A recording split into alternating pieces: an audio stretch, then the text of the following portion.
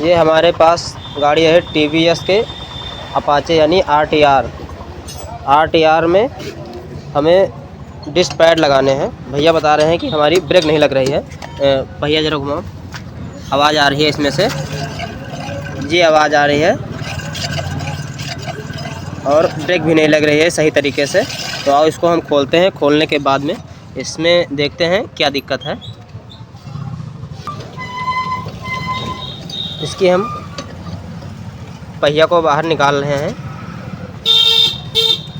Axle को बाहर खींच लिया है। एक्सल को खींचने के बाद में अब हम डिस्क को बाहर निकाल रहे हैं। डिस्क बाहर निकालने के बाद में इसमें देखते हैं क्या दिक्कत है।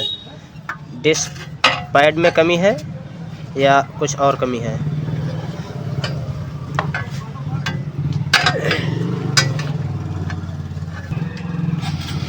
अब हमें ये 4 नंबर एलंकी नट खोलना है।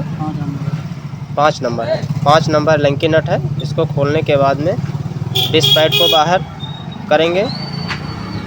डिस्क पैड को बाहर करने के बाद देखते हैं वो कटे हैं या नहीं कटे हैं। अगर कटे हैं तो डिस्क पैड डाल देंगे।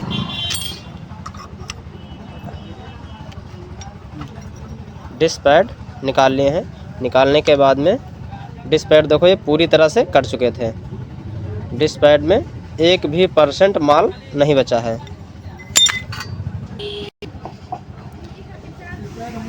डिस्क पैड तो ये वाले कट चुके हैं। अब हमें डिस्क पैड डालना है। डिस्क पैड डालने के लिए देखते हैं हम पहले इसके पिस्टन को। पिस्टन में बहुत ज़्यादा मात्रा में डस्ट जम चुकी है। हमें इसे क्लीन कराना पड़ेगा। क्लीन कराने के लिए हमें इसे धुलना पड़ेगा। और इसमें हम अब ये डिस्क पैड डालने वाले हैं। ASK कंपनी के अच्छे होते हैं। डालने के बाद में फिर आपको हम चला करके दिखाएंगे कि डिस्क ब्रेक से आवाज़ आ रही है कि नहीं आ रही है। अब हम इसको साफ़ करा रहे हैं पिस्टन को। इसको क्लीन कर लें। अगर इसे क्लीन नहीं करेंगे तो पिस्टन अब अंदर को जाएगा। तो जब ये ब्रेक दबाई जाएगी तो ये पंप नहीं करेगा सही तरीके से, प्रॉपर तरीके से पंप नहीं करेगा। अगर पंप नहीं करेगा तो ब्रेक सही तरीके से लगेगी नहीं। इसलिए हम पिस्टन की धुलाई करा रहे हैं। धुलाई कराने के बाद में इसे कायदे से क्लीन करेंगे। क्लीन करने के बाद में फिर इसके बाद में हम इसमें डिस्क पैड लगाएंगे। क्लीन करने के लिए हमें बहुत कायदे से सफाई करनी है। इसकी सफाई सबसे ज़्यादा महत्व देती है। हमारा पिस्टन एक तरफ तो साफ़ हो गया है, लेकिन अब इसकी दूसरी साइड में इस तरफ हमारी ब्रश भी नहीं जा रही है। अब हमें इसे थोड़ा सा घुमाना पड़ेगा। घुमाने के लिए हमें कौवा प्लास इसे कहते हैं फ़िलहाल, कहीं कहीं पर इसे मंगी पकड़ भी कहते हैं। अब इसे हम हल्का हल्का घुमा रहे हैं। घुमाने के बाद में फिर इसके बाद में हम इसकी सफाई कराएंगे।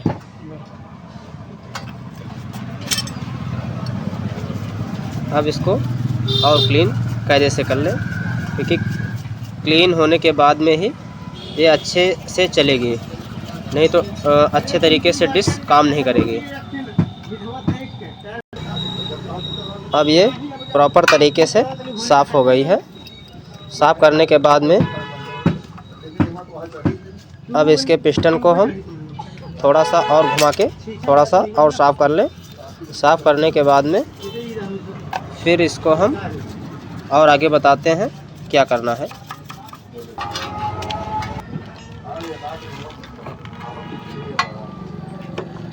कपड़ा लेके पहुँचना। अब ये हमारा क्लीन हो गया है। क्लीन होने के बाद में हम इसके बाद में इसकी कपड़े से सफाई करा रहे हैं। सफाई करने के बाद में फिर इसके बाद में हम इसमें अब डिस्क पैड को इसमें लगाएंगे। लगाने के बाद में फिर हम बाइक को चला कर देखेंगे प्रॉपर तरीके से काम कर रही है कि नहीं कर रही है। अब हम इसके पिस्टन को हल्का सा नीचे दबाएंगे, क्योंकि नए डिस्क पैड हैं, ऐसे बैठेंगे नहीं, इसलिए हम इसके पिस्टन को नीचे दबाएंगे। पिस्टन ऐसे नीचे नहीं दब रहा है, इसलिए हम इसको निकालेंगे, बाहर निकाल लेंगे। निकालने के बाद में अब हम इसके पिस्टन को आराम से नीचे दबा सकते हैं, कोई दिक्कत नहीं होनी चाहिए ज़्यादा, क्योंकि काफ़ी दिन से डिस्क पैड कटे हुए हैं इसलिए दिक्कत हो रही है, बहुत ज़्यादा जाम है। अब हम इसके पिस्टन को धीरे धीरे नीचे की ओर दबा रहे हैं, इससे हमारे डिस्क पैड आराम से बैठ जाएंगे, प्रॉपर रूप से इसमें बैठ जाएंगे। इसे हम पूरी तरह से नीचे तक बैठा देंगे। ये हम पूरी तरह से बैठा दिया है। अब इसमें हम डिस्क पहले इसको बैठाएंगे, इसमें थोड़ी सी हम ग्रीस लगाएंगे। ग्रीस लगाने के बाद में हम इसे पहले कपड़े से पोंछेंगे, उसके बाद में हम इसमें ग्रीस लगाएंगे।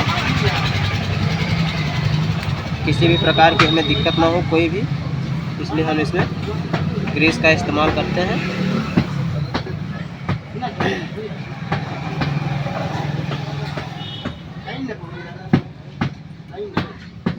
अब हम इसको इसमें आराम से दबा करके बैठा देंगे। बैठाने के बाद में ये हमारा आराम से बैठ गया है। अब हम इसमें डिस्क पैड डालेंगे। ये डिस्क पैड है, डिस्क पैड को अब इसमें हम आराम से बैठा लेंगे। ये हमारे डिस्क पैड सेम वही है, कोई दिक्कत नहीं है। अब डिस्क पैड को इसमें हम आराम से बैठा लेंगे। इसको बैठाने में कोई दिक्कत नहीं होनी चाहिए, क्योंकि ये आराम से बैठ जाते हैं, कोई बहुत बड़ी दिक्कत की चीज़ नहीं है।